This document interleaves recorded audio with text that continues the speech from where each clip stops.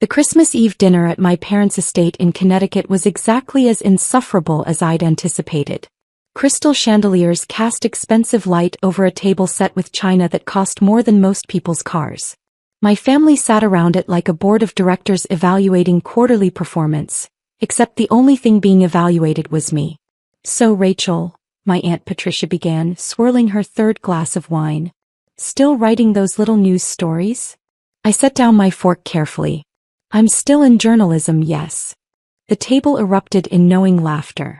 My cousin Brandon, who worked at my uncle's hedge fund, smirked from across the table. "Journalism? God, that's still a thing? I thought the internet killed that industry years ago." "The industry has evolved," I said evenly. "Evolved into irrelevance," my father added, cutting into his prime rib with the precision of a man who'd spent 40 years making corporate enemies. "Nobody reads news anymore. It's all social media and influencers now. When are you going to accept that you picked a dying field?" My mother patted my hand sympathetically, which somehow felt worse than the criticism.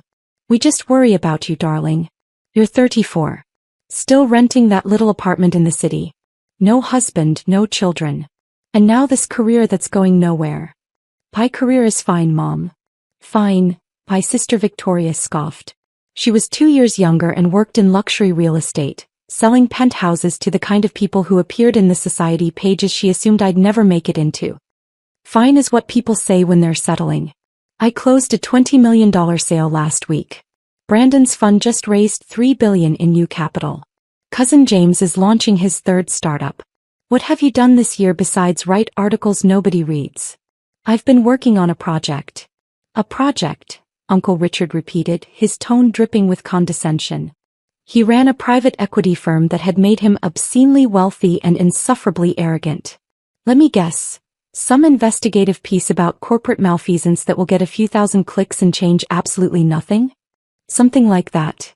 "That's the problem with journalists," he continued, warming to his favorite subject.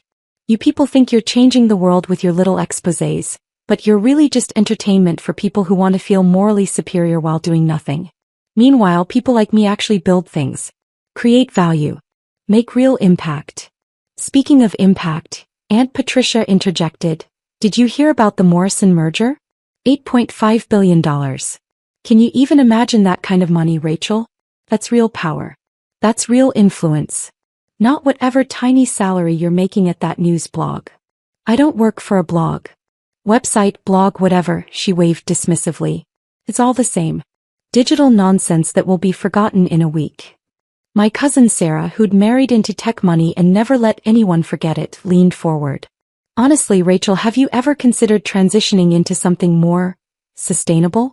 My husband's company is always looking for people who can write marketing copy. It pays well. Much better than journalism, I'm sure." "I'm not interested in marketing copy." "Of course not," my father said heavily. "That would require pragmatism. You'd rather cling to some romantic notion of journalism mattering while the world moves on without you." "The world hasn't moved on from journalism. The revenue numbers say otherwise," Brandon chimed in. He loved talking about numbers, especially when they proved his point. "Traditional media companies are hemorrhaging money. Newspapers are dying. Even the big networks are struggling. Your entire industry is circling the drain." "Some companies are struggling," I acknowledged. "Others are adapting." "By adapting, you mean getting bought out by tech companies or going bankrupt," Uncle Richard said. "Face it, Rachel.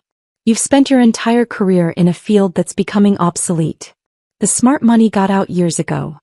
"I'm not looking to follow the smart money." "Obviously," Victoria muttered.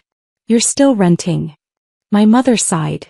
"We bought Victoria her condo, you know, as a gift for making partner at her firm. We'd happily do the same for you, Rachel, if you'd just settle down, find a nice man. Maybe consider a more stable career." "I have a stable career." "Darling, be realistic," my father said. "You're a writer at a news organization that probably pays you, what, $60,000 a year? Maybe 70 if you're lucky? That's barely enough to live on in New York. Meanwhile, your sister is making 6 figures, your cousins are making 7. Even your younger brother is out-earning you, and he just graduated business school." My brother Marcus grinned from his seat beside Victoria. At 26, he just accepted a position at Goldman Sachs and couldn't stop talking about his signing bonus. No offense, Rach, but yeah. My starting salary is probably double what you're making after a decade in journalism. Maybe it's time to admit you made the wrong career choice. I didn't make the wrong choice. Then why are you still struggling? Aunt Patricia asked, and she actually sounded curious rather than cruel. If journalism is such a viable career, why aren't you successful? Where are your accolades? Your promotions? Your big scoops that change everything? Some work takes time. Time, Uncle Richard laughed. That's what unsuccessful people say when they're afraid to admit they've failed. You've had time, Rachel. You've had over a decade. What do you have to show for it? I could have told them. I could have explained that I'd spent the last 18 months orchestrating the largest media acquisition in modern history. That I'd been working under an NDA so ironclad that even my lawyer had to sign a separate NDA just to review it. That the little news stories I'd been writing were actually strategic pieces designed to shift public perception and market positioning ahead of the announcement. I could have mentioned that the name on the acquisition paperwork wasn't Rachel Chin, struggling journalist. It was R.C. Morrison, the pseudonymous founder and CEO of Morrison Media Group, a company that had quietly built a portfolio of digital properties, international news bureaus and content platforms over the past 8 years. I could have told them that the $8.5 billion acquisition Aunt Patricia mentioned wasn't just something I'd heard about. It was something I'd executed. But I didn't. I never did. I have my work, I said simply. That's enough for me. It shouldn't be, my mother said sadly. You're wasting your life, darling. You're wasting your potential. Your mother's right, my father added. You were top of your class at Columbia. You could have gone into law, finance, consulting, any field where your intelligence would actually translate into success. Instead, you chose journalism. Why? Because I believe in it. The table went quiet for a moment and then they laughed. Not cruel laughter exactly. More like the indulgent chuckling of adults watching a child insist that Santa Claus is real. You believe in it, Brandon repeated. That's adorable. Really. But belief doesn't pay the bills. Belief doesn't build wealth, Uncle Richard agreed. Belief doesn't get you into the circles that matter, Victoria added. Belief doesn't attract a quality husband, Aunt Patricia finished. My phone buzzed in my clutch. I ignored it. That's probably your editor, Marcus joked. Calling on Christmas Eve because some minor story broke and they need someone desperate enough to work on a holiday. Another buzz. Then another. You're very popular tonight, my cousin Sarah observed. Or is your phone always this busy? It's just work. On Christmas Eve, my father said with disgust. This is exactly what I mean. They exploit you because you let them. They pay you nothing and demand everything and you just accept it because of some naive belief in journalism. My phone was buzzing continuously now. I pulled it out of my clutch intending to silence it. 7 missed calls from my CFO. 4 from my head of PR. 11 from my legal team. 3 from my head of strategic communications. And 1 text from James Rothschild, the CEO of the network consortium we just acquired. It's out. Wall Street Journal broke early. Call me immediately. My stomach tightened but my face remained neutral. Excuse me, I said quietly, standing. I need to take this. Of course you do, Victoria sighed. The dedicated journalist always on call. Probably some emergency about a typo in tomorrow's edition, Brandon said, and they all laughed again. I walked out to the foyer, my heels clicking on marble floors that had echoed with my family's disdain for as long as I could remember. I dialed Rothschild. Rachel, he answered immediately. The Wall Street Journal published early. The acquisition is public. How bad is the leak? It's not a leak. Our official announcement was scheduled for December 26th. They ran it tonight but everything is accurate. Your name is on it.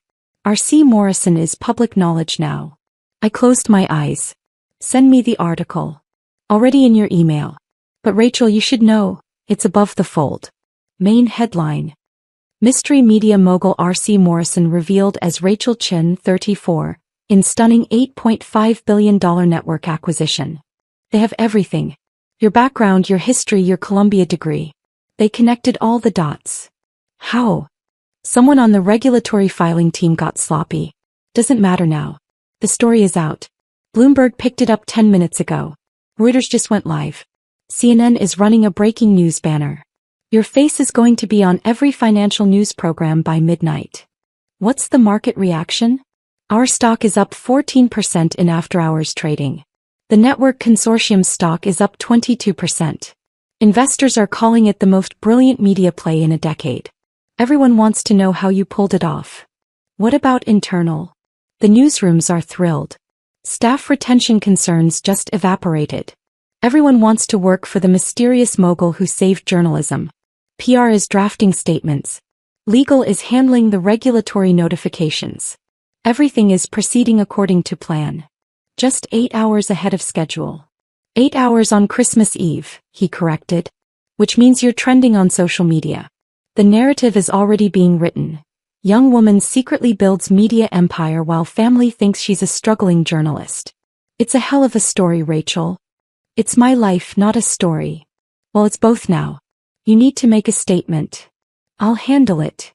Your family is going to see this. If they haven't already. I know. Do you want me to send the PR team to help manage? I said I'll handle it. I ended the call and opened my email.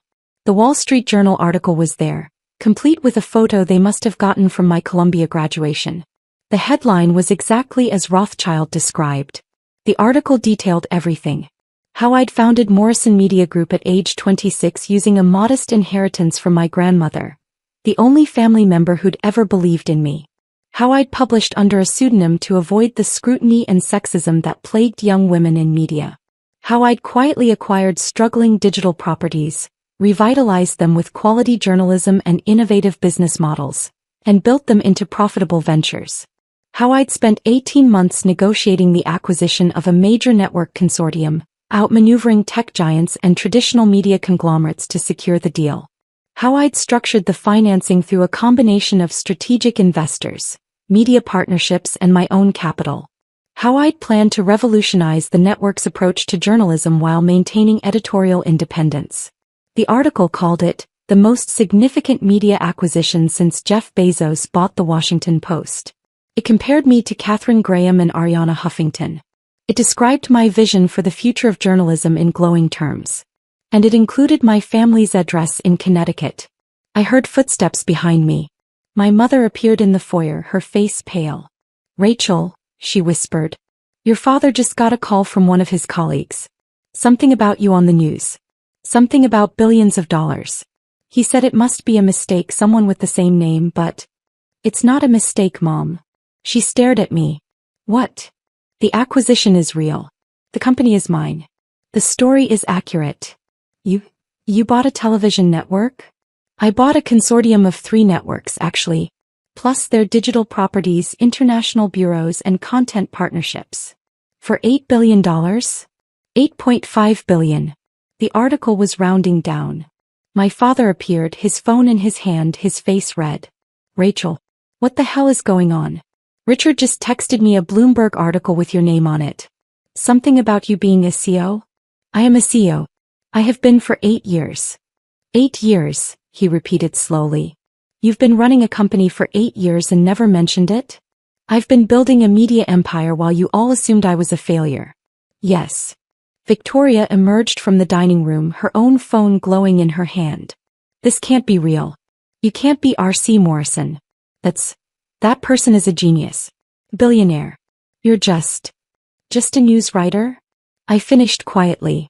That's what Aunt Patricia called me about an hour ago. More family members poured into the foyer now, all clutching phones, all wearing expressions of shock. Uncle Richard's face had gone from red to purple. Brandon looked like someone had hit him with a brick. You're R.C. Morrison, Uncle Richard said, his voice strangled.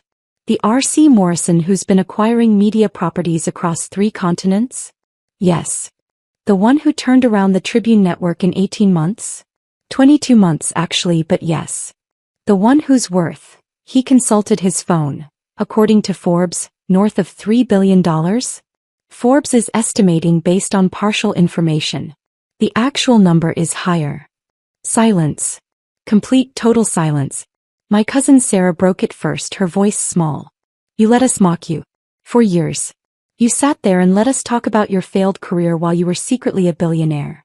I wasn't secretly anything. I was working. You all just assumed that because I didn't brag about it, there was nothing to brag about. You could have told us, my mother said, tears in her eyes. You could have said something. Anything. Why? So you could take credit? So you could tell your friends that your daughter was successful? You spent years telling me I was a disappointment. That I'd made wrong choices. That I was wasting my life. Why would I share my success with people who never believed in me? We're your family, my father said, but his voice had lost its authority. You treated me like a failure. Every holiday, every family gathering, every phone call. You compared me to Victoria, to Brandon, to Marcus. You found me lacking. You pitted me. We didn't understand, Victoria whispered. You didn't try to understand. You assumed. You judged. You mocked. Aunt Patricia had gone very quiet. The dinner conversation, she said slowly. When I asked about the Morrison merger. You done it. And you sat there and let me patronize you about real power and real influence. You were explaining my own acquisition to me. It seemed educational to hear your perspective. This is insane, Brandon said, running his hands through his hair. You've been sitting on a $3 billion fortune and living in a rental apartment? I like my apartment. It's close to my office. Your office, Marcus repeated. Where is your office? I have several. Primary headquarters is in Manhattan. International offices in London, Singapore, and Sao Paulo. The network consortium headquarters is in Los Angeles, but I'll be spending more time there now that the acquisition is public. $3 billion, Uncle Richard said again as if he couldn't quite process it. You're worth more than my entire fund. $4.2 billion actually after tonight's stock movement. Your fund is worth about $2.8 billion according to the last valuation I saw. So yes, I'm worth more. He looked like he might be sick. Why didn't you tell us? My mother asked again. Why did you let us think you were struggling? I wasn't struggling. You assumed I was struggling because I didn't live the way you expected me to. I didn't buy a mansion or drive a luxury car or marry rich. I invested in my company, my vision, in the work. But we could have helped, she insisted. We could have supported you. We could have. You could have believed in me, I interrupted. You could have respected my choices. You could have trusted that I knew what I was doing. But you didn't. You spent a decade assuming I was a failure because I didn't succeed on your terms. My phone was ringing again. I glanced at it. My head of communications. I need to take this. I have a company to run and a media storm to manage. Rachel, wait, my father said. We need to talk about this. We need to understand what happens now. Now I go back to work. I've got 3 networks to restructure, 2,000 employees counting on me, and a vision for the future of journalism to implement. What you do now is up to you. You can't just leave, Victoria protested. This is huge. This changes everything. It doesn't change anything for me. I'm the same person I was an hour ago. You're the ones who are different now. You're the ones whose perception has shifted. Of course our perception has shifted, Uncle Richard snapped, some of his old arrogance returning. We thought you were nobody. Turns out you're one of the most powerful people in media. That's a significant update. And there it is, I said quietly. When you thought I was nobody, I wasn't worth respecting. Now that you know I'm powerful, suddenly I matter. That tells me everything I need to know about this family. That's not fair, my mother said. Isn't it? Aunt Patricia literally said that journalism was dead and I was writing little news stories that nobody reads. Now she knows I own 3 major networks and she's what, impressed? Should I be grateful for her approval now that it's based on my bank account instead of my character? You're being cruel, my sister said. I'm being honest. Something this family has never been good at. I answered my phone. Chin. Rachel, it's Amanda, my head of communications said urgently. We need a statement. The networks want interviews. CNN, Bloomberg, CNBC, everyone. They want you live tomorrow morning. I'll do one statement. Written. No interviews until after New Year's. They're going to push back hard. Let them. I've spent 8 years building this company in private. They can wait 1 more week for me to talk about it publicly. What about the narrative? Everyone's running different angles. Some are focused on your age, some on your gender, some on the pseudonym, some on the family angle. The family angle? Someone already pulled property records for your parents' address. They know you were at a family Christmas party when the story broke. The optics of the struggling journalist secretly being a billionaire while her wealthy family condescends to her it's a very compelling narrative. I looked at my family, still frozen in the foyer, all staring at me with expressions ranging from shock to confusion to calculation. The family angle is off limits, I said firmly. Make that clear to everyone. My family is not part of this story. Rachel, with respect, they made themselves part of the story the moment they... Amanda. The family is off limits. I'll give one statement about the acquisition, my vision for the networks, and my plans moving forward. Nothing personal. Nothing about my background beyond what's already public. And definitely nothing about my family. Understood. I'll draft something and send it within the hour. Make it 30 minutes. I want this controlled before the morning shows start building their own narratives. I ended the call and looked at my family again. You're protecting us, my father said slowly. After everything we said tonight, you're keeping us out of the media narrative. I'm protecting my company. A messy family drama doesn't serve the mission. What is the mission? Marcus asked. He sounded genuinely curious. To prove that quality journalism can be profitable. That integrity and innovation can coexist. That the written word still matters in a digital age. That stories can change the world if they're told right. That's what you've been doing all along, my mother said softly. That's what you meant when you said you believed in it. Yes. We should have believed in you, she whispered. Yes, you should have. Another silence fell, this one heavier than the last. Uncle Richard cleared his throat. I owe you an apology. What I said at dinner about journalists not creating real value, about your industry being obsolete. You meant it, I said. Don't apologize for meaning it. Just recognize that you were wrong. I was wrong, he admitted. Spectacularly wrong. We all were, Victoria added. I'm sorry, Rachel. I'm sorry for how I treated you. For how we all treated you. Sorry doesn't erase a decade of condescension. No, my father agreed. It doesn't. But maybe it's a start. I studied him. This man who'd questioned every choice I'd made. Who'd compared me to my siblings and found me wanting. Who'd assumed I was a failure because I didn't chase his definition of success. Maybe, I said finally. But things are different now. I'm not the family disappointment anymore. I'm not the one who needs your advice or your pity or your concern. I'm the one with 3 networks to run and 2,000 employees counting on me. I'm the one who gets to define success on my own terms. We understand, my mother said. Do you? Because an hour ago you were offering to buy me a condo if I'd just settle down and get a real job. Now you know I could buy this entire estate in cash and not notice the money. Does that change how you see me? Or does it just change how you see my value? She didn't answer. That's what I thought. I walked toward the door, pulling my coat from the closet. You're leaving? Brandon asked.